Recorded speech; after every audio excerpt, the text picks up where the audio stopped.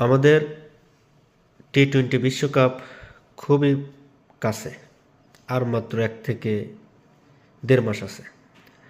এর মধ্যে সব দলই আস্তে আস্তে সবার দলের স্কোয়াড দিতেছে, কিন্তু বাংলাদেশ দল এখনও দেয় নাই। বাংলাদেশ দলের 2টি স্পিনার, একটা হচ্ছে শেখ মেহেদী আর একটা হচ্ছে মেহেদী হাসান মিরাজ। আসলে টি-20 বিশ্বকাপে কারে নিবে, শেখ মেহেদী, মেহেদী হাসান মিরাজ? আপনি যদি অভিজ্ঞতার দিকে দেখেন, মেহেদী হাসান মিরাজ অনেক আগে। আর যদি অভিজ্ঞতা একটু কম দেখেন, শেখ মেহেদী। কিন্তু শেখ মেহেদী উনি আপনার পাওয়ার প্লেতে ভালো বল করে। মেহেদী হাসান মিরাজ ব্যাটিং ভালো, বোলিংও ভালো। বোলিং করতে পারে 4 ওভার, আবার ব্যাটিংও করতে পারে মাশাআল্লাহ, খুব দুর্দান্ত। আসলে দুই মেহেদির মধ্যে কোন মেহেদীকে আপনারা দলে চান?